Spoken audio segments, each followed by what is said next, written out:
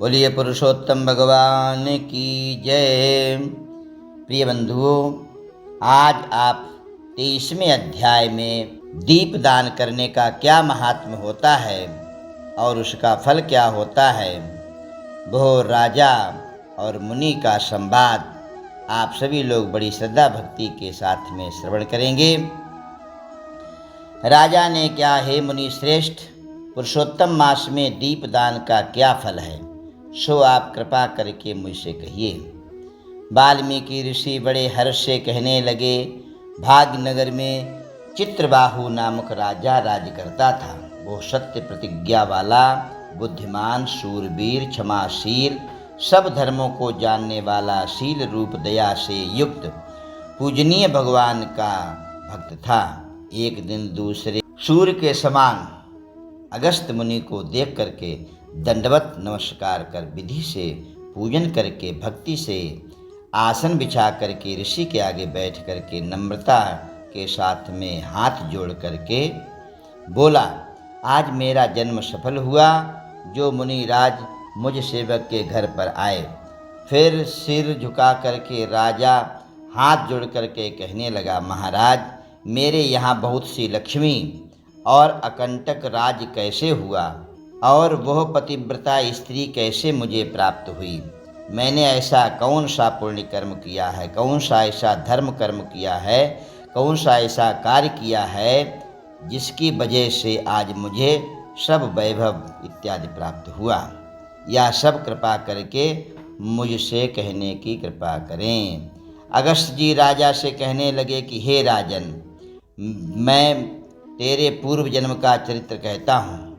सुंदर चमत्कारपुर में मणिग्रीव नाम से तू पैदा हुआ था और तू नास्तिक, दुष्ट चरित्र वाला, कृतघ्न, खोटी बुद्धि वाला था। अनेकानेक दुष्कर्म करता था, परंतु तेरी यह सुंदर स्त्री मन कर्म वाणी से पति सेवा में परायण, पतिव्रता, महाभाग्यशाली, धर्म में निष्ठा रखने वाली थी। तू पाप कर्म करने वाला, जाति वाले और भाई बंधुओं से त्यागा हुआ था। क्रोधी राजा ने तेरा सब उत्तम धन छीन लिया।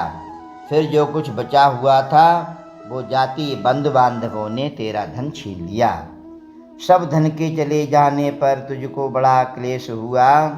धन के नाश होने पर अत्यंत उद्विग्न मन से बड़ा चिंतित हो गया, बड़ा दुखी हो गया, पर तेरी स्त्री ने तेरा त्याग नहीं किया। हे राजन, इस प्रकार उस वन में तू रहता था। एक दिन मणिग्रीव धनुष उठा करके मृग के मांस के लिए बहुत से सिंह मृगों से भरे हुए वन के लिए चला गया।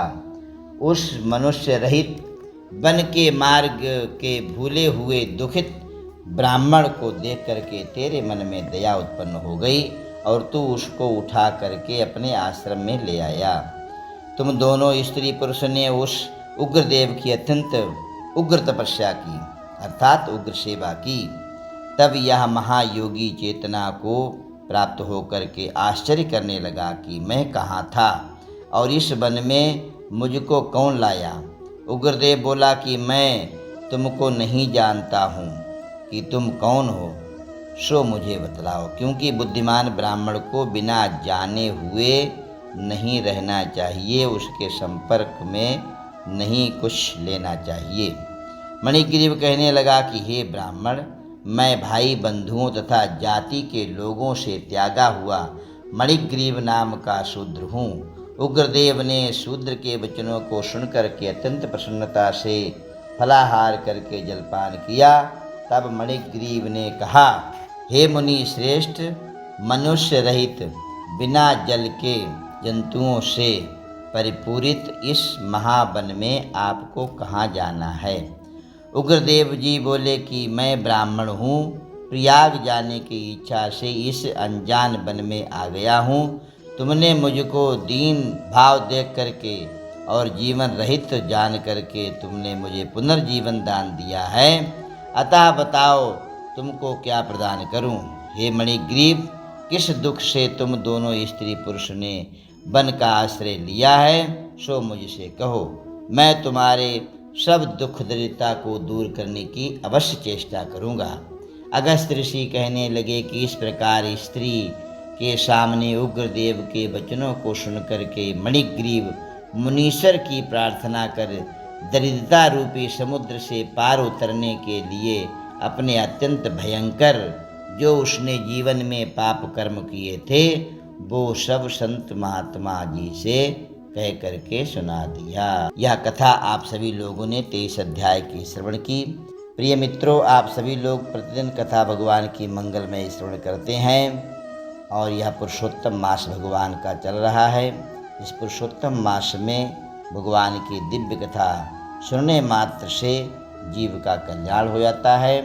श्रावण मास में सोमवार 28 तारीख के लिए लास्ट होगा, अर्थात सोमवार 14 तारीख के लिए, 21 तारीख के लिए और 28 तारीख के लिए यह 3 सोमवार अभी आपके और आएंगे। इन सभी सोमवारों का व्रत रखना, भगवान शिव जी महाराज की सेवा पूजा करना, भगवान शिव जी को बिल्वपत्र अर्पित करना और शमी का पत्र भगवान के लिए अर्पित करने से अक्षय पुण्य का भागीदारी होता है। बोलिए पुरुषोत्तम भगवान की जय।